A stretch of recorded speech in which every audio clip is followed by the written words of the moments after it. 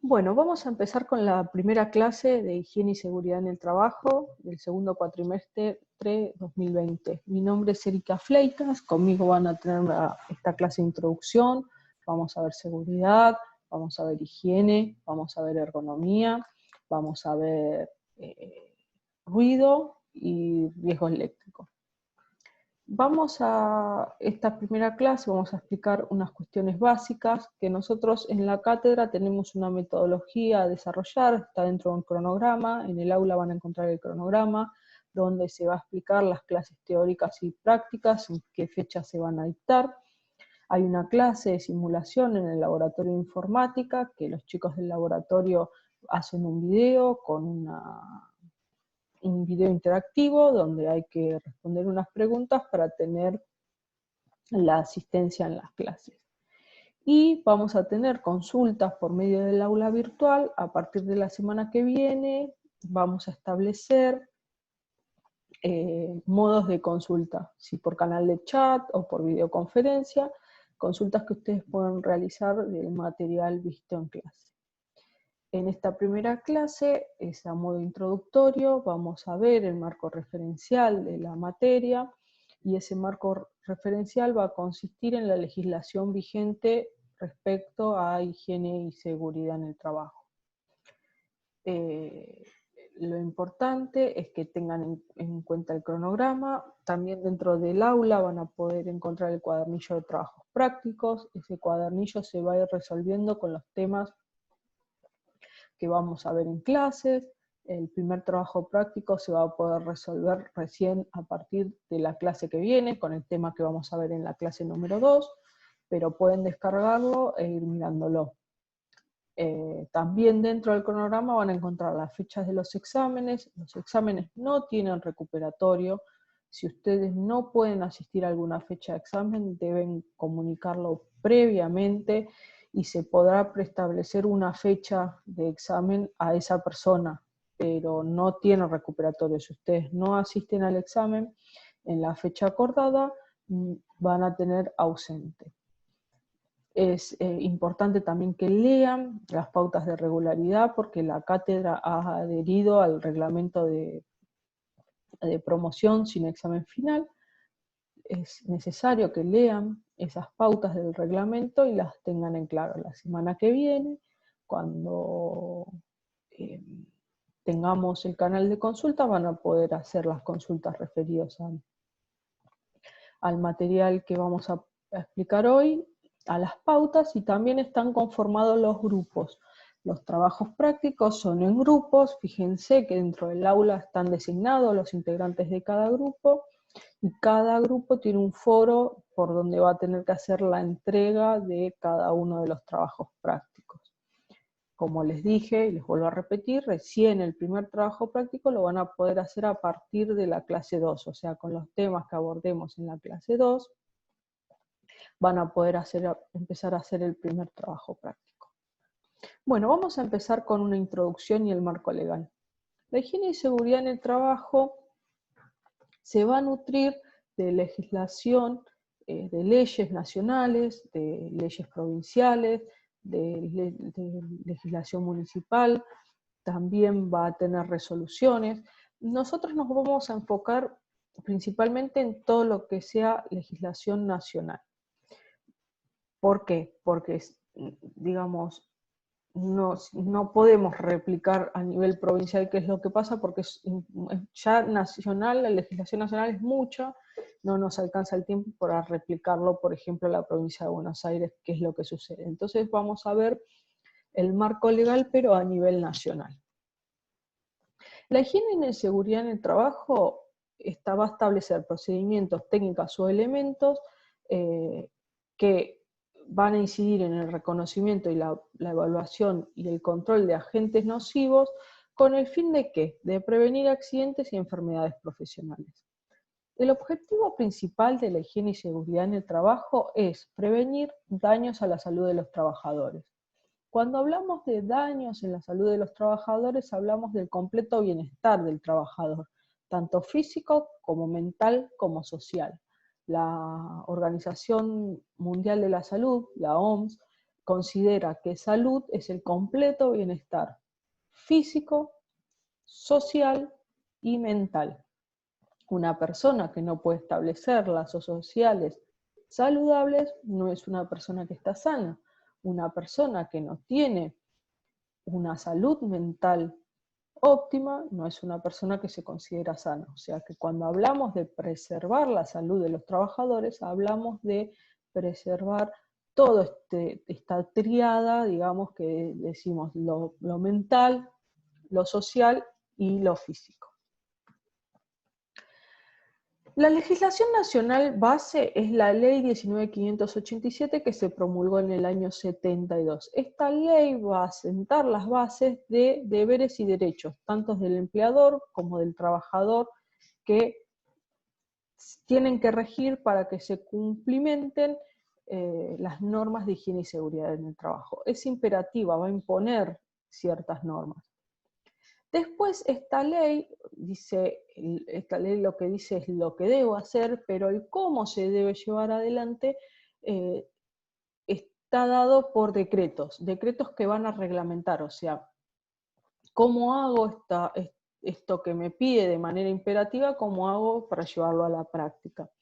Y acá tenemos el primer decreto nacional, es el 351, que se promulgó en el año 79, y durante el tiempo sufrió varias modificaciones. Entiendan que la legislación es dinámica, va a modificar según las condiciones o las características de la época.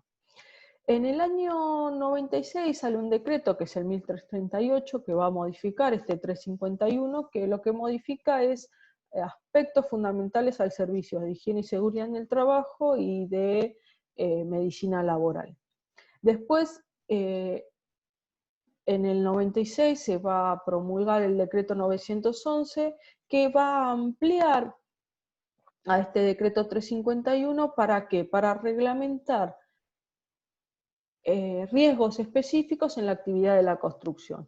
Se vio que este decreto 351, que primordialmente fue pensado para industria, no comprendía ciertos riesgos propios de la construcción. Entonces se decidió establecer una reglamentación que va a ampliar o va a ser anexo del 351 cuando yo tenga una actividad de la construcción. ¿Qué quiere decir esto? Quiere decir que cuando yo tengo una actividad que tiene características de actividad de construcción, debo cumplimentar con todo lo que me pide este decreto 351, más todo lo que me pide el decreto 911 para esta actividad. Lo mismo sucede con la actividad agraria, que en el 97 se va a promulgar el decreto 617, y en el año 95 va a haber una legislación que va a fundar también las bases junto con la 19.587, que es una ley de riesgo de trabajo. Esta ley va a traer como novedad lo que hoy se conoce como aseguradoras de riesgo de trabajo, va a crear esas aseguradoras, no las va a crear, sino que va a dar el marco para que se cree esas aseguradoras de riesgo de trabajo, pero también para que se cree un organismo estatal, que es la Superintendencia de Riesgo de Trabajo, que depende del Ministerio de Trabajo, Empleo y Seguridad Social, que va a ser el órgano estatal que controle toda esta normativa de seguridad e higiene. Entonces acá quedan formado todos los conjuntos queda formado todo el conjunto de actores que va a participar en la higiene y seguridad en el trabajo. El empleador y el trabajador, representado desde la ley 19.587, las aseguradoras de riesgo y la Superintendencia de Riesgo de Trabajo, generado desde la ley 24.557. Después, el Ministerio de Trabajo, Empleo y Seguridad Social y la Superintendencia de Riesgo de Trabajo van a generar o va a sacar distintos números de resoluciones y normativa que modifique o anexe esta legislación. Bien, seguimos. La Ley Nacional, la 19.587, va a establecer que en el territorio de la República Argentina las condiciones de higiene y seguridad en el trabajo son de cumplimiento obligatorio, y tendrá como objeto preservar y mantener la integridad psicofísica de los trabajadores. El objetivo de la Ley de Riesgo de Trabajo del año 95 es reducir la siniestralidad, o sea, en el 95 se hizo un análisis de altos niveles de siniestralidad y se promulgó esta ley para obtener una reducción de la siniestralidad. Cuando hablamos de siniestralidad, hablamos de cantidad de accidentes laborales y enfermedades profesionales, o sea, había muchos accidentes laborales y muchas enfermedades profesionales. También el fin o el objetivo de esta ley es reparar los daños derivados en los accidentes de trabajo y las enfermedades profesionales, incluyendo la rehabilitación. Cuando hablamos de reparar los daños, no solamente daños económicos, sino en especies, o sea, en todo lo que el trabajador necesite que se le brinde para poder reparar ese daño. También va a promover la recalificación y recolocación de los trabajadores damnificados en actividades que puedan realizar, y promover la negociación colectiva laboral. Cuando hablamos de negociación colectiva, hablamos de negociaciones donde estén los trabajadores representados por los sindicatos, las aseguradoras de riesgo de trabajo, los empleadores desde las cámaras de empresarios, y desde el Estado la Superintendencia de Riesgo de Trabajo. El alcance que tiene la Ley de Riesgo de Trabajo es a todos los empleados y funcionarios del sector público nacional provincial, trabajadores en relación de dependencia y personas obligadas a prestar servicios de carga pública. O sea que todos los trabajadores de esta red que tenemos laboral en el país van a estar comprendidos por esta ley. No hay trabajadores que estén exentos. Aquellos trabajadores que están exceptuados de cumplimentar con esta ley pueden ser, o se denominan que tienen que ser, que no, tampoco es que es exceptuados, es que no van a tener una RT, pero son trabajadores autoasegurados. Para ser un trabajador autoasegurado, o una empresa que tiene trabajadores autoasegurados, esta empresa tiene que demostrar un determinado patrimonio económico, no es que cualquier empresa puede ser una empresa autoaseguradora. La gran mayoría decide contratar el servicio de una ART, pagar una alícuota en el seguro, ART es aseguradora de riesgo de trabajo, pagar una alícuota en el seguro y tener cubiertos a sus trabajadores. También va a modificar, o va a, no a modificar, sino a ampliar esta ley, el decreto 658, que se va a dictar en el año 96, que lo que hace es traer un baremo de enfermedades profesionales. Entonces va a indicar cuáles son los agentes que van a causar enfermedades profesionales y los exámenes médicos que se deben realizar.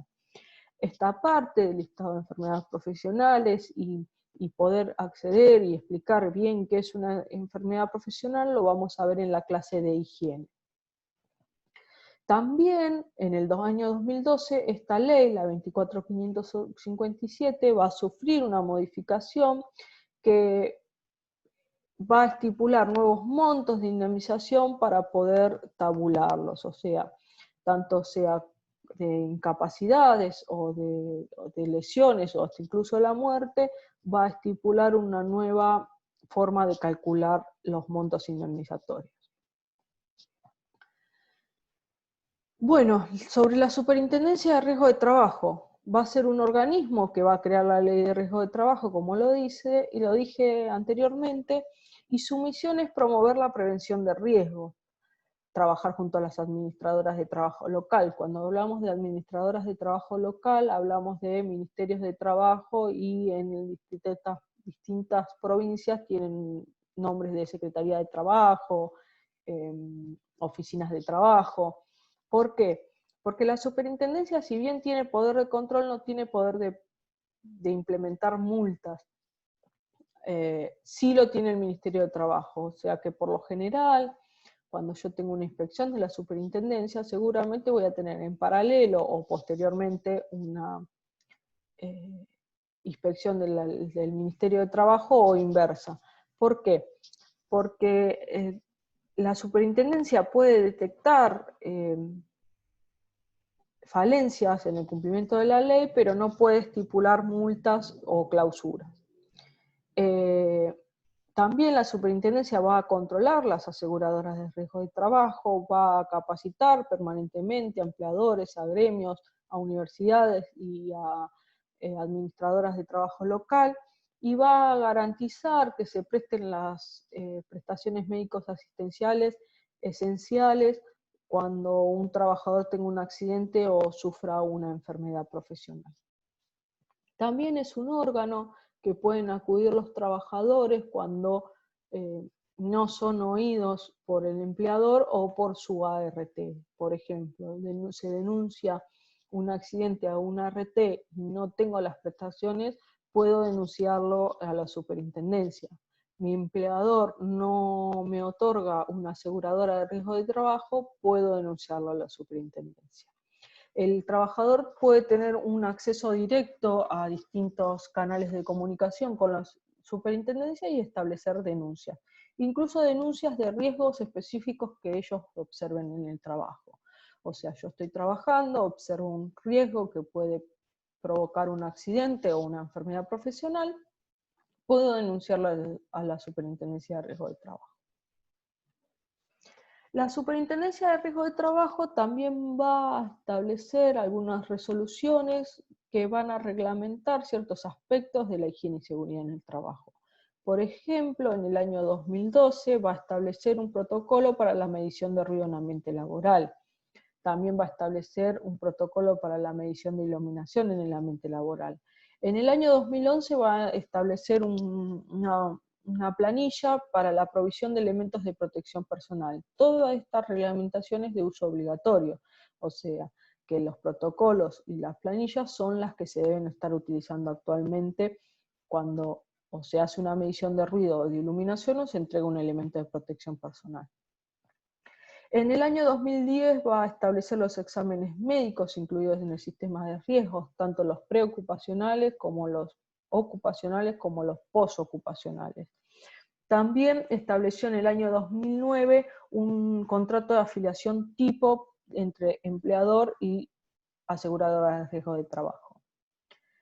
En el año 2015 va a establecer un protocolo de puesta a tierra, en el 2015 también va a establecer aspectos fundamentales en la función del servicio de higiene y seguridad en el trabajo y medicina laboral.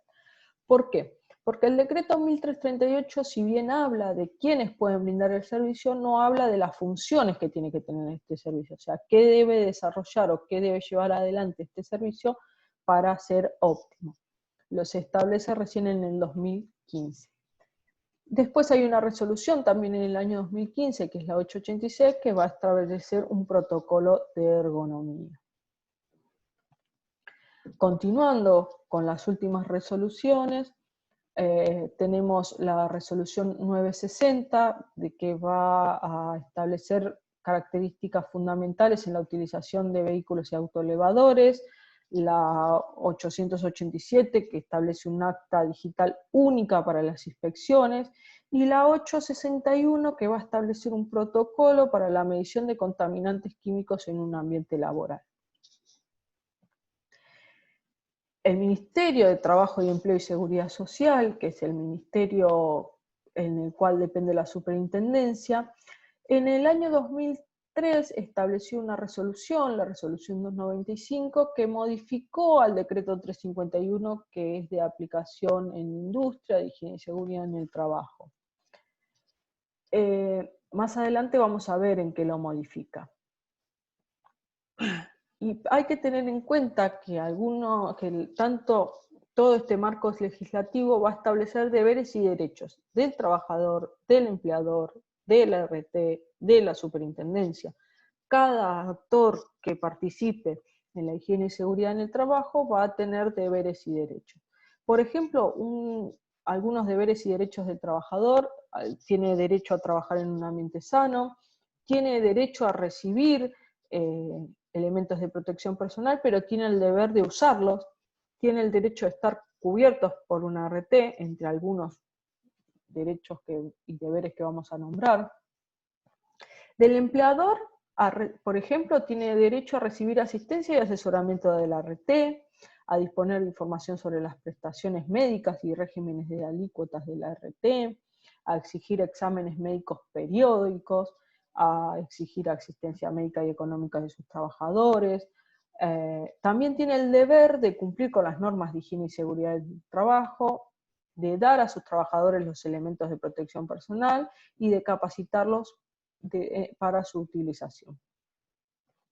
Las ART, por ejemplo, deben cumplir con varias medidas: evaluar periódicamente riesgos existenciales, hacer visitas periódicas, realizar o pautar medidas correctivas, tener una propuesta de capacitación. Entonces, desde el decreto 351, desde el decreto 911 de la construcción, desde la resolución, desde el 1338 y desde todas las resoluciones que vimos, vamos a tratar de ver mínimamente qué es lo que tratan, porque vamos a tratar de desarrollar aspectos fundamentales de cada una de estas resoluciones en el transcurso de la cursada. Por ejemplo, el decreto 351 va a comenzar que todo establecimiento que se instale en el territorio de la República Argentina va a tener que cumplir con la ley 19.587. En el título 3 va a hablar de características constructivas, qué pasa con los proyectos de instalación, ampliación, acondicionamiento, siempre referido a la seguridad e higiene. Provisión de agua potable, desagües industriales, carga térmica, que se va a ampliar en el anexo, tenemos una clase de carga térmica, vamos a ver qué habla, contaminación ambiental, que se amplía en el anexo 3, dentro de la clase de higiene vamos a ver qué se trata dentro de este capítulo 9 de contaminación ambiental. El capítulo 10 se va a ampliar en la resolución 295.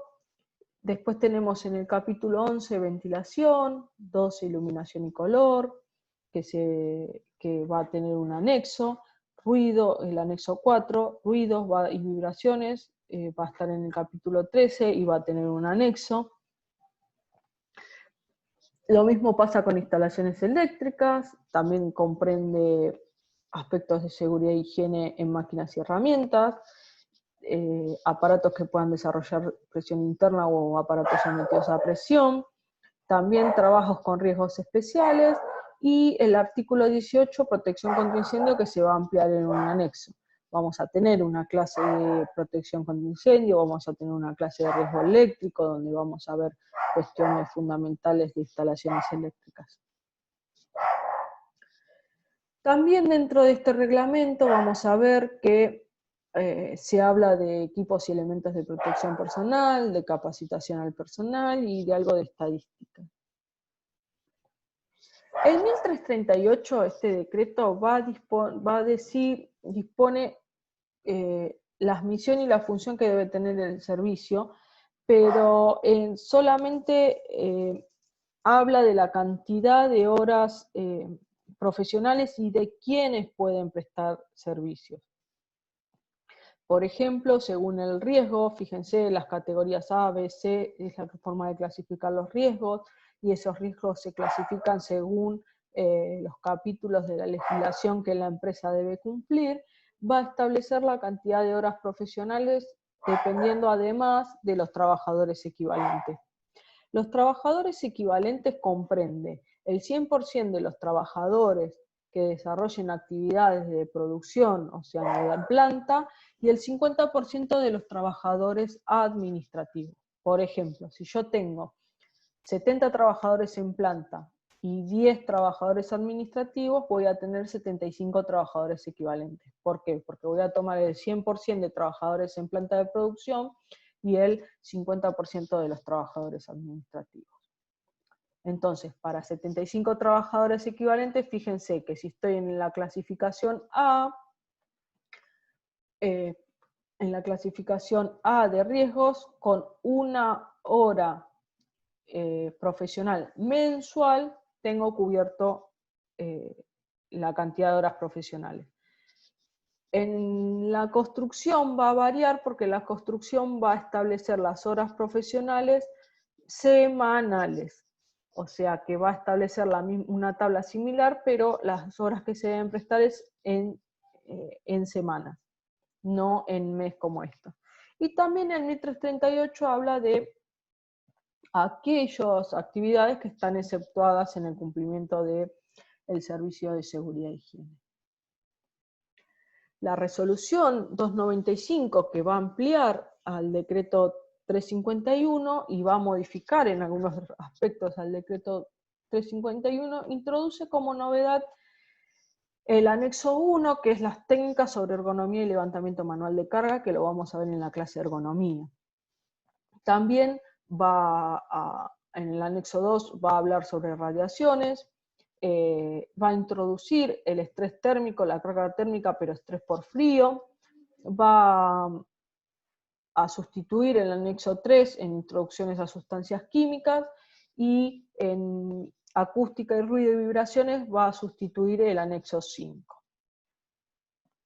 Entonces, desde la higiene y seguridad en el trabajo, vamos a poner acá un punterito, a ver, no, a ver, acá, acá.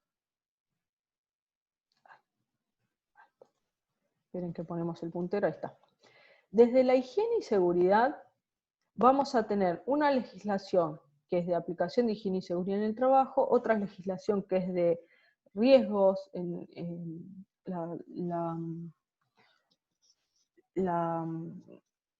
esta es la ley de higiene y seguridad en el trabajo y esta es de riesgos laborales, que va a tener una modificación, que va a modificar los montos. Vamos a ver que el objetivo principal de la ley 19.587 de higiene y seguridad en el trabajo es establecer las condiciones de higiene y seguridad en el trabajo en el ámbito nacional. ¿Prevenir qué? Prevenir accidentes y enfermedades profesionales. Y va a tener un alcance hacia todos los trabajadores en el ámbito nacional. La ley 24.557 es la ley de riesgos de trabajo, va a tener como objetivo reducir la siniestralidad, reparar los daños causados, y también tiene un alcance nacional. Entre ambas van a establecer derechos y deberes del trabajador, del empleador, de la aseguradora de riesgo de trabajo y de la superintendencia de riesgo de trabajo. Vamos a ver que de todo esto, del Ministerio, de la Superintendencia y de distintas resoluciones, van a salir decretos que van a establecer prestaciones médicas y de higiene y seguridad. En el decreto 358, cuando hablamos médicas, es de medicina laboral, en el ámbito nacional. Fíjense que el decreto 351 tiene disposiciones generales, características de construcción, condiciones de higiene en ámbitos laborales, carga térmica, iluminación y ruido se van a ver ampliados por resoluciones nuevas de la Superintendencia de Riesgo de Trabajo. Y también este decreto, el 351, se va a modificar, ¿por qué? Por la resolución 295 del año 2003, que desde un organismo dependiente del Ministerio de Seguridad en el Trabajo, digamos, esta resolución va a modificar el 351 y la ley 24.587 va a generar un organismo dependiente del Ministerio de Seguridad en el Trabajo, que es la Superintendencia, que tiene como función promover la salud de los trabajadores, trabajar con el Ministerio de Trabajo, Empleo y Seguridad Social, controlar la CRT, capacitar y garantizar que se cumpla la normativa. Bueno, creo que hasta aquí llegamos por hoy.